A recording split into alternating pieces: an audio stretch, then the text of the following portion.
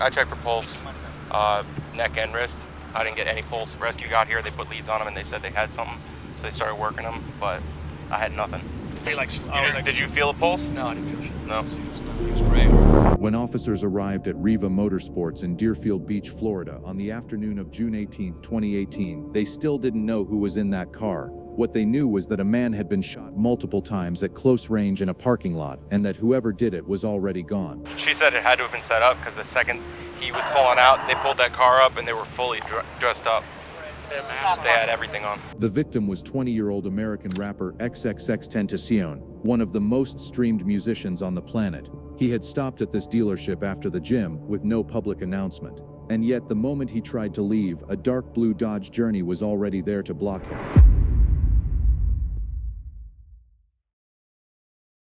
You know, you probably should tell the truth, especially since no matter what you think about the streets, when people are sitting here, they want to get themselves out of things, and they want to get out of it by throwing up everybody else's names. You know what I'm saying? So, you know, they're throwing your name up, so maybe you should tell me what happened that day so I know whether they're telling the whole truth or not. But you're not telling the whole truth because your fingerprints are all over the truck. And I got video of you inside the driftwood because there's cameras all over the place getting into the truck. And I can bring those in here to let you look at them too, because I don't mean you no harm. But again, I'm trying to convince you, these guys have already sat in here and told the story. 2 weeks after the murder, one of the men linked to the crime is sitting in a homicide interrogation room, completely convinced he is managing the situation. What he doesn't know is that his phone had already placed him at the scene before he sat down. And every denial he is about to make is already proven false before he opens his mouth. You know what happens when your phone gets in that parking lot at Riva Motorsport? Picks up the router.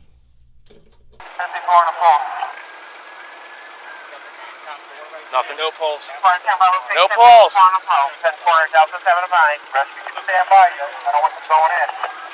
Stand for a copy. Bravo 3. This is going to be the... You think that's newer or older?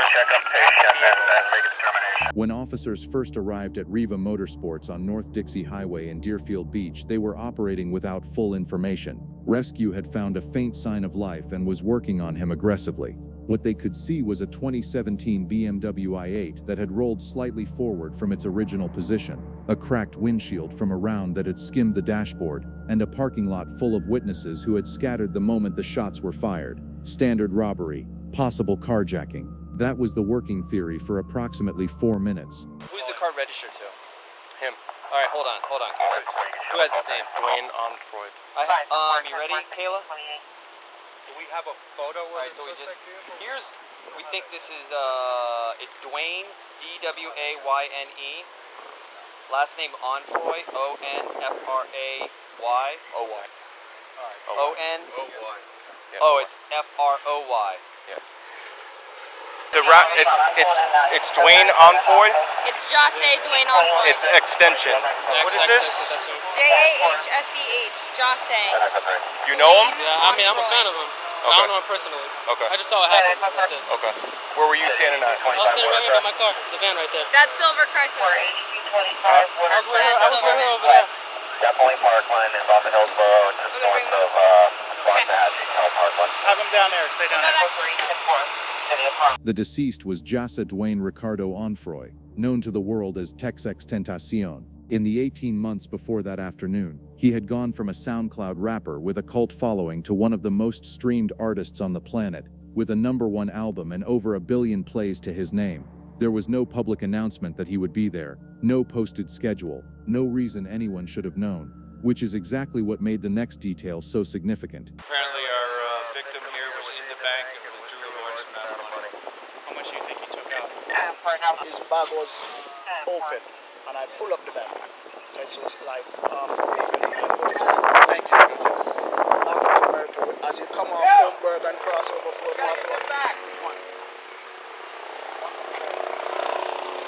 Earlier that afternoon, XXXTentacion had visited a Bank of America branch on nearby Leon Road and withdrawn a reported $50,000 in cash.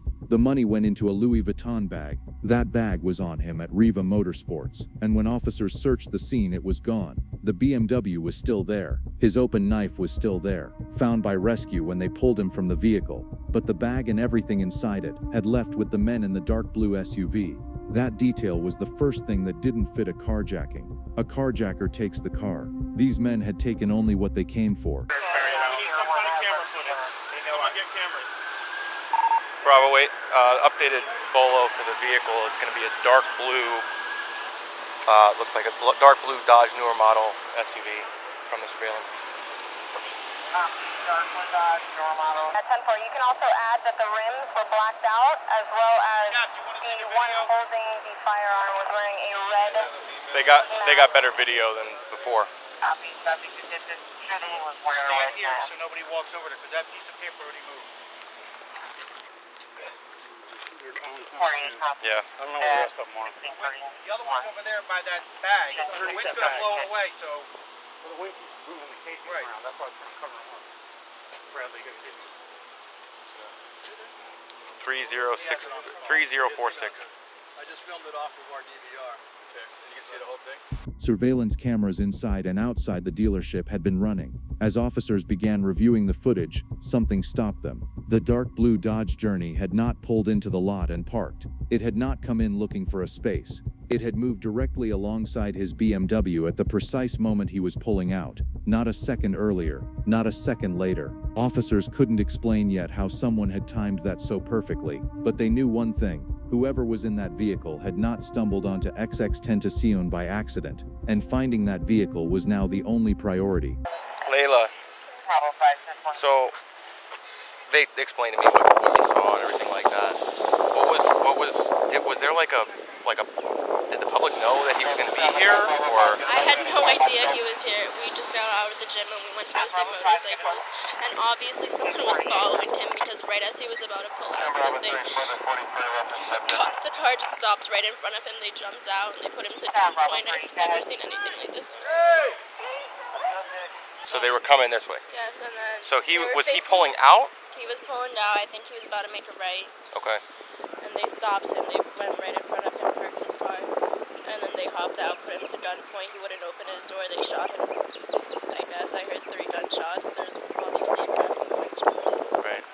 So you heard around 3, you said? Yes. Exactly 3 or around that? 3 or 4. Okay. What's your phone number?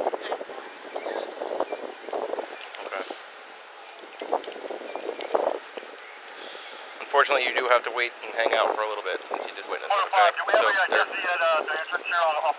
there are going to be a couple of people that are going to want to talk to you. You just have to give the same information that you gave me, okay?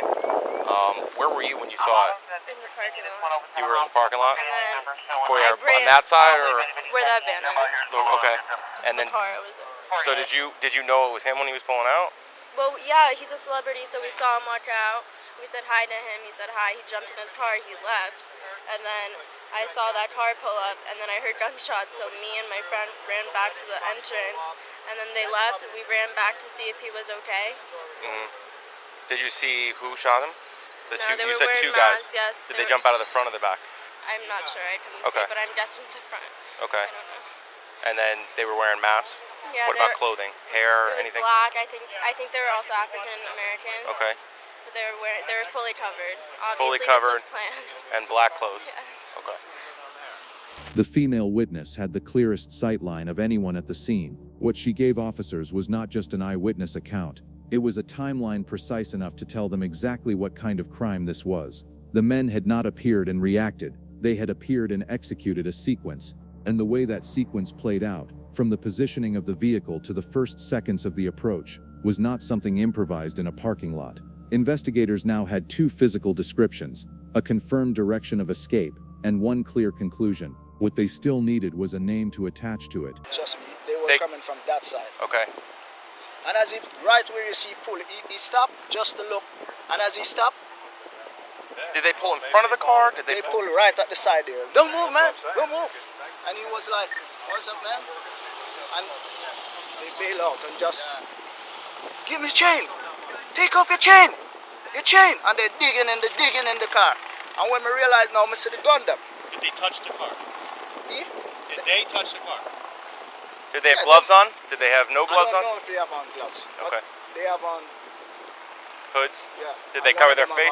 One cover the face. Okay. The shortest one cover his face. Okay. And there's a tall, dark one. Who is he to you, Dwayne?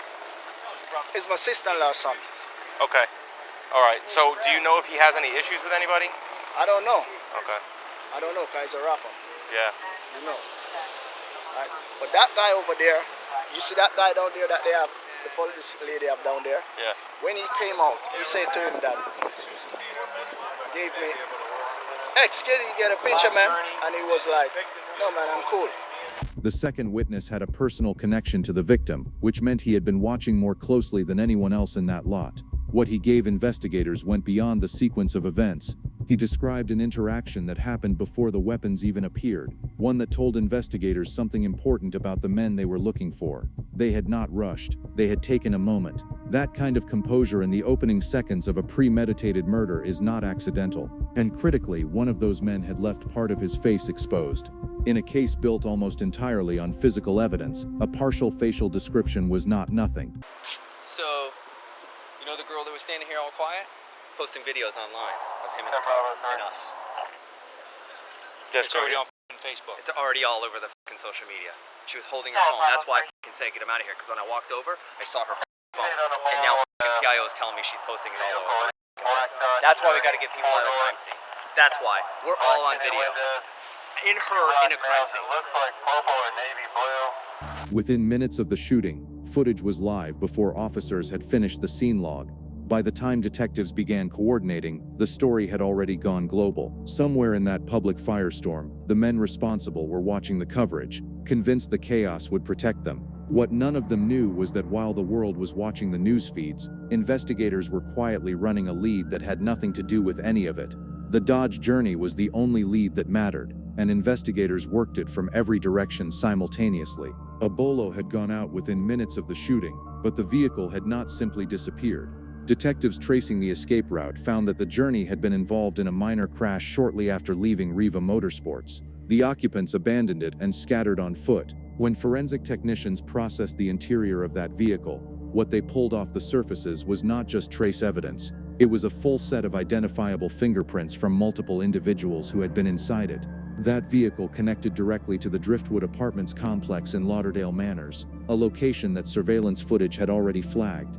One name surfaced quickly. Dedrick Williams had a documented connection to Dripclick's Tentation that went beyond casual association. He had tattooed the rapper personally, which meant he had direct access, knew his appearance, and knew his habits. His physical description matched what witnesses described at the scene. His prints were a confirmed match to those pulled from the abandoned vehicle. Sit up, dude. Sit up. Jesus. Right. Stand. Get up, cripple. Get up.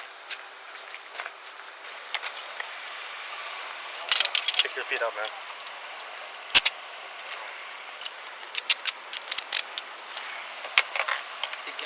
Turn off the car. Shoot. Is that your car? No, that's my sister's.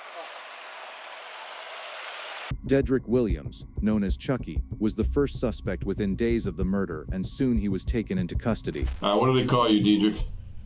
They call me D. What else they call you? That's pretty much it. Come on, you know when I said you talk to a guy like me, I know the answers to some of the questions I ask. Chucky. Yeah, they call me Chuck. Okay, Chuck. All right. The approach was identical to the one the detective would use later. Small questions, familiar ground. Give the person across from you enough rope to feel comfortable before you pull. Dedrick Williams, unlike the suspect who would follow him into that chair, did not hold out for long. Let's go back to, were you at your house? Yeah. Okay, so now who comes and picks you up? What came and picked me up? Okay, so. So to be honest with you, Yeah. I mean, All right, well, look at. I'm sorry for what I'm sorry, well, not for what I did, but I'm sorry for what I got myself into.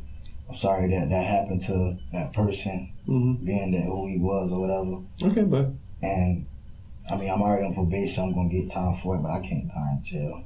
I can't. All right, do me a favor, stand up, put your hands behind your back.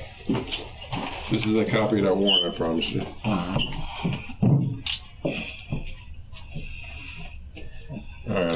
he does. He's probably gonna watch. He's professionally double locked. I never double lock anything. All right, I'll let him do it since he's the professional.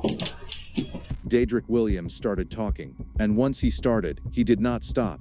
He placed every member of the crew at the Driftwood apartments before the murder. He named the vehicle. He described the route from the Driftwood to Riva Motorsports. He walked Mongo through where each person was sitting in that Dodge Journey, and he gave investigators a name they needed confirmed: Michael Boatwright, 22 years old, also from Lauderdale Manors. On July 5, 2018, Boatwright was stopped in a vehicle and brought in on an unrelated drug charge. He had no idea that a homicide DNA search warrant had already been signed by a judge with his name on it. Detective Mongo was waiting. First name's Michael, right? Okay, you have to speak up because I'm old. Yes. You don't have to call me sir. What's your middle name? Sherelle. Spell that. To be honest, sir, I don't use Say it again. To be honest, No, I heard that, but say how your middle name is pronounced. Sherelle. With a Sherelle with a C or an S? S. Okay, I'll figure it out. And what's your last name, Boatwright? Yes. You know how to spell that? Yes. Spell it for me. Boatrigst. And what's your date of birth? September 12th, 1995. 1995. How old will that make you? 22. 22. They call you anything on the street? Yes, sir. Okay, don't have to call me sir. The only reason I say that because everybody's got a nickname, including me. My name is John Curcio, but nobody ever can remember that, so everybody calls me Mongo. So, you can call me whatever you want to call me, but what's a good address where you stay at, Mike? I don't have like a good address. Where's your people stay? Where's your mom? Your dad still alive? Yeah, my dad's still alive. Where's he live at?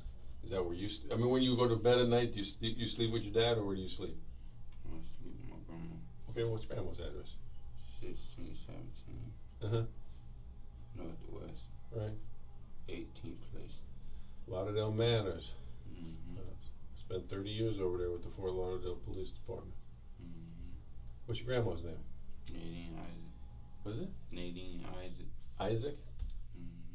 What Mongo is doing here is not small talk. Before a seasoned interrogator accuses anyone of anything, he builds a behavioral baseline, a picture of what this specific person looks and sounds like when they are genuinely relaxed. The cadence of speech, the direction of the eyes, and the pauses between answers. Because when the lies start, and they will start, Mongo needs to measure them against a known truth. Boatwright has no idea this is happening. He is sitting there answering questions about Lauderdale Manors like a man who expects to be home by dinner. But something else is already apparent to anyone watching closely. Boatwright is speaking so quietly that Mongo has to ask him to repeat himself multiple times throughout this opening conversation. Mongo asks early on whether Boatwright has taken any drugs that night. Boatwright first denies it, then admits to smoking a lot of weed. Alright, I didn't even ask them where they got you. Where did they get you at tonight? Nigga, I don't even know what I'm here for. I want to tell you what you're here for, but I'm saying, did they get you on the street? Did they get you in a house? Or did they get you at? I'm going to ask them. I was just driving. You're driving? I was in the car. Okay. Alright, well see, again, I haven't asked them, so I'm asking you. Whose car was you driving? I wasn't driving. I said I was in the car. Oh, well see, you talked so low, I couldn't hear you. Okay, you was in the car. Yeah. You're a passenger. Yeah, I know what's going on. Yeah, I got to get some background about you. Yeah, you're a passenger. I have a warrant from a judge for you, so I'm trying to get some information from you. So I never met you before, you never met me before. That's why I'm trying to ask you certain questions. You was driving as a passenger. Who was driving the car tonight? This girl I know. This girl you know? Okay. Okay. How far did you go in school? High school. 10th grade. 10th grade? Where'd you go? Different schools. Okay, which one? Last school I went to was Pine Ridge. Pine Ridge down there off Davie? Before they put you in that school, because that means you had some problems in some other school. What other school were you at? The Northeast. Northeast? I know what's going on. Boatwright says that 5 minutes into the conversation, unprompted, before Mongo has named a crime or shown a single piece of evidence. It is the kind of thing a genuinely confused person never says. A genuinely confused person asks what they are there for. Boatwright tells Mongo he already knows and then says nothing further. That moment, brief and almost missable, is the first clear behavioral read Mongo gets. and it tells him everything he needs to know about how to run the next hour.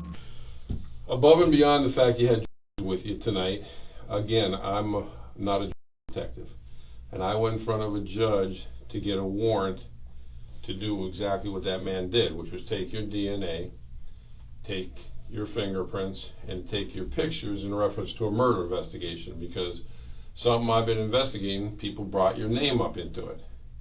Okay, that's why I'm explaining it to you. So for me and you to talk about it, and so you understand what this is all about, I'm going to read you your rights, and then you have the decision to make whether you want to talk to me to hear what this is about or not. I'm going to jail for what? At the moment, you're going to jail for the drugs. What are you on, community release? Pre-trial? Yeah. Okay, you're going to jail for that. I haven't finished my homicide investigation yet because I'm still doing that, but again, you're here. I don't know nothing about that. Okay, well, that's why we're going to talk about it, because your name got brought up in it. I got a search warrant for the homicide case to get your DNA, your photographs, and your pictures. But that's why I want to talk to you. You haven't been charged with the homicide yet. Well, I was going to say, cause okay, but again, when I started asking you little questions and you said about drug use, you know, for me to explain it to you, I got to read you your rights. You had your rights read to you ever before in your life? Yeah, I've been arrested before. Okay, so you've had your rights read to you? Well, let me read them to you again. I don't know if it's the same thing you finna read now. Okay, well, what I'm going to do is read them to you, and you know, again, this is something, each one of them I'm going to read to you, and then you just say yes or no, or I don't understand. If you don't understand, then I'll explain it to you, you know, so you can understand it. You went to 10th grade, though, so, you know, these shouldn't be hard to understand. But if you have a problem, you let me know. The moment Mongo says murder investigation, watch what Boatwright does not do. He does not look alarmed. He does not ask which murder. He does not say what murder. He listens. For a 22-year-old with no prior arrests, sitting in a police interrogation room for the first time, being told his name came up in a homicide, the absence of that most natural first question is the second behavioral data point Mongo has been collecting. Confused people ask for clarity. Boatwright already has it. That thing is what your name got brought up into. So the question would be, that happened on the 18th, which was a Monday 2 weeks ago. You know what today's date is? Yesterday was the 4th of July. Today's the 5th. So it would have been 2 weeks ago this Monday just passed up at Riva. Do you even know where Riva is? No. It's a motor place up in Deerfield. Well, from the news, I know it's a motor space. Okay, but have you ever been there before is what I'm trying to get at? No. You don't ride dirt bikes? No. You're not one of those guys that comes out of Parkway on Sunday? No. Okay. All right, so you've never been up to Riva, not even at all? No. Okay. If you'd like, I'll bring you in some pictures of who's bringing your name up into it. And then you can tell me why you think they're bringing your name up into it. No. You don't want to see the pictures? Okay, this is a boy named Chucky. Do you know a boy named Chucky? The tattoo man? Yeah, the tattoo man. Yeah. You know him? You know him? Yeah, the tattoo man. Okay, but is he, you know him from seeing him in the newspaper, or you knew him before he got arrested? Yeah, for doing tattoos, yeah. Okay, has he ever done your tattoos? Yeah, a few of them. What? A few of them. A few of them? Which ones? Yeah, a long time ago. Okay. Well, I see you got a ton of them, so do I, so I'm just asking. All right, so he's done your tattoos, so he knows you? Oh, you yeah, just business? Tattoos, yeah, like business-wise. Okay. Does he tattoo you at his house or at your house? Around the time he had a shop.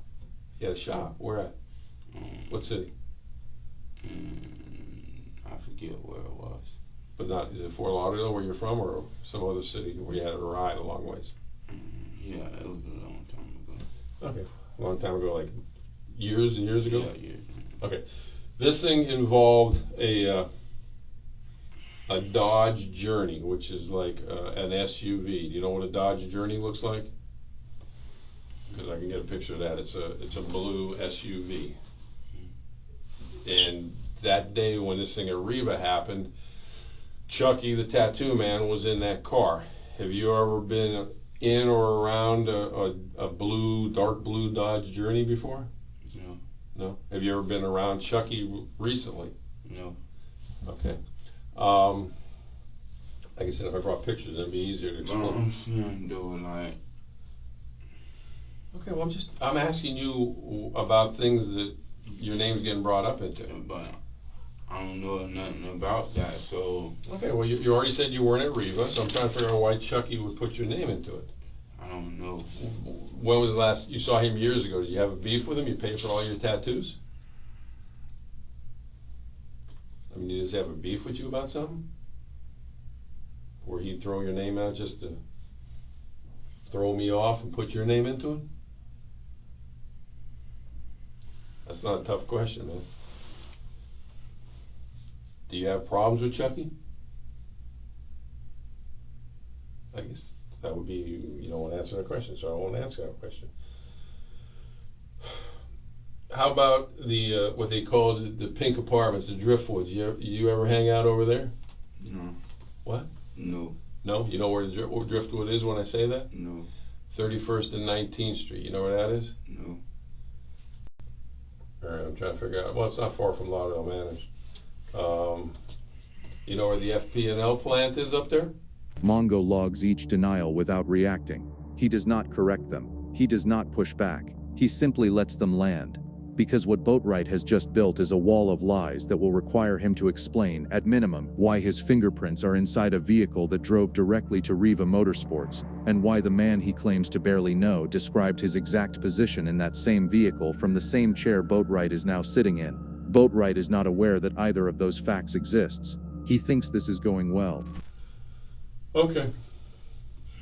You sure you don't want me to bring these pictures in so we make sure you don't know who I'm talking about? I mean, I want to bring a picture of the fat guy in. I seen him on the news too. Oh, you saw him on the news too? And you never seen him before in your life? No? They call him, his name's Robert Allen, but they call him, Chucky calls him Shatta, which is Jamaican for hitman, I guess, which I don't know how he's a hitman because he looks like he hit the buffet.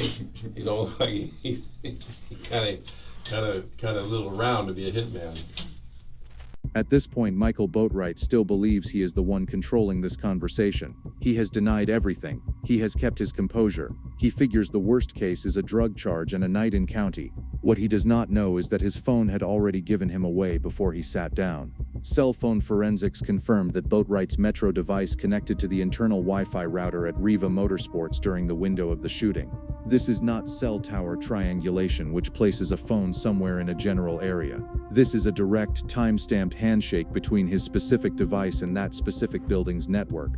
You cannot accidentally register on a dealership's internal router from a passing vehicle. You have to be physically inside the building or directly adjacent to it. His phone was at Riva Motorsports at the time of the murder. His fingerprints were in the Dodge Journey that drove there. Every single denial Boatwright has made in the last 40 minutes is already disproven on paper in the folder sitting on the desk between them. So, they're throwing your name up, so maybe you should tell me what happened that day so I know whether they're telling the whole truth or not. But you're not telling the whole truth because your fingerprints are all over the truck. And I got video of you inside the Driftwood because there's cameras all over the place getting into the truck. And I can bring those in here to let you look at them too, because I don't mean you no harm. But again, I'm trying to convince you, these guys have already sat in here and told the story. So, again, you don't look like no stone cold shot the killer yourself, but you was up there with him. And I'm going to tell you, the truth about everything I'm telling you, and I'll bring you in pictures to show it to you. So, there's no lying in my game. So I know you're scared, I know you're young, and I know what happened up there probably wasn't the plan, just a bunch of guys that ain't very good at what they're doing. Alright, you want me to go get pictures of the Driftwood? Were you getting into the car? I'll bring it to you. I just want you to understand this, man, because once me and you are done, I don't want you ever to be able to come back and say, Mongo, I should have told you the truth, I was scared, and now I'm all fucked up because I didn't want to tell you the truth, because, this is the kind of thing that remorse kind of is everything. If you feel bad about what happened because it wasn't supposed to happen, then That's called remorse. If you don't feel remorse, then you're like a stone cold, you know. And you know, the sad thing about this is I can watch a video and I can see what happened. I can see who's getting in the car at the Driftwood. I can see you guys backing the car up. I can see you getting out. I can see you walking over to Robert Allen's mama's house because the cameras capture everything, including the car wreck. When you guys wrecked the car afterwards. And everybody ran out of the car, you know. And the only reason I even know about that is because Chucky told us about it. So, you want to tell the truth or not? You're young, man. You need to tell the truth. You weren't driving. It wasn't your idea. These guys are all older than you. The man, you know, the man kind of bucked what was going on. So you need to tell me what happened. So who first came up to you in the car, in the Dodge Journey? Who drove up to you and picked you up? Come on, man, you want to tell the truth. You don't want to get caught up in something like this where you have no remorse. You're here for a homicide DNA search warrant, fingerprints, and photographs, and now you ask me to tell you what the homicide's about. I don't care about what the homicide about. I want to get done what I'm here for. Okay. Well, you want to be taken to the county jail? Is that what you're saying? Yes. Okay. No problem. Mongo delivers it in the same measured tone he used to ask about grandmothers 40 minutes earlier. No raised voice. No folder slammed on the table. The theatrical interrogator who performs anger gives the suspect an emotional event to react to. Mongo gives Boatwright nothing to react against, just a quiet, irrefutable sequence and a door left open. Boatwright walks straight past it and asks to go to jail. That is the answer of someone who has made a calculation, not a decision. He believes silence will protect him. He is wrong about that. There's you and Trey walking over to Fat Boy's mom's house. So, anyways, he's finished your paperwork up. As soon as he's done, if you're ready, he'll take you. All right?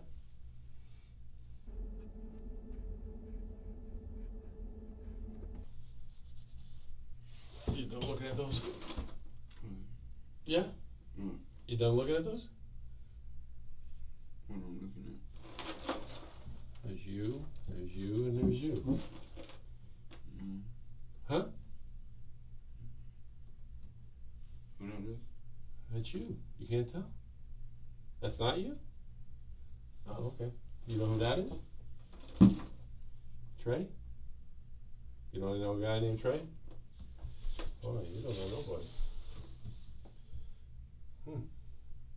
His face was on the Driftwood footage getting into that car, and his co-defendant had already described the entire afternoon in that chair. Mongo does not need a confession. He is simply offering Boatwright one final opportunity to put his own version on record before everyone else's becomes the official story. Michael Boatwright sat in that room for over an hour and gave investigators nothing. He denied being at Riva.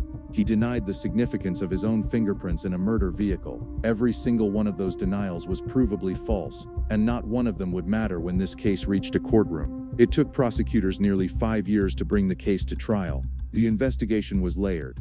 4 suspects, multiple jurisdictions, overlapping charges, a cooperation deal with a co-defendant, and a public profile that made every development instant national news. Robert Allen was the first to negotiate. He pleaded guilty to second-degree murder in exchange for his cooperation testimony, received a life sentence, and took the stand against the remaining 3. His account closed the last gaps in the prosecution's timeline. On February 13, 2023, the trial of Dedrick Williams, Michael Boatwright, and Trayvon Newsom began in Broward County Circuit Court. On May 26, 2023, Dedrick Williams, Michael Boatwright, and Trayvon Newsom were convicted of first-degree premeditated murder, kidnapping, and armed robbery. Verdict, count 1. We, the jury, find as follows as to the defendant, Dedrick Williams, in this case. The defendant is guilty of murder in the first degree as charged in the indictment. Count 2. We, the jury, find as follows as to the defendant, Diedrich Williams, in this case. The defendant is guilty of armed robbery as charged in the indictment. And we, the jury, find as follows as to the defendant, Michael Boatwright, in this case. The defendant is guilty of murder in the first degree as charged in the indictment. Case. The defendant is guilty of murder in the first degree as charged in the indictment. During the course of the crime committed, did the defendant, Trayvon Newsom, actually possess a firearm? Stephen Goldman Sr., a connected suspect who had cleaned and stored the murder weapons the night of the killing, was separately convicted of evidence tampering and sentenced to 4 years. The Louis Vuitton bag and its contents were never recovered. Jasse Onfroy was 20 years old. He had left the gym. He had stopped to look at motorcycles. He had said hi to 2 strangers in a parking lot who would later tell police they recognized him. 4 men who had spent the afternoon tracking his movements took everything from him in 30 seconds. True justice for something like that is not something a courtroom can fully deliver, but 4 life sentences without the possibility of parole is at least a permanent answer. If you enjoyed our production, consider subscribing. Goodbye.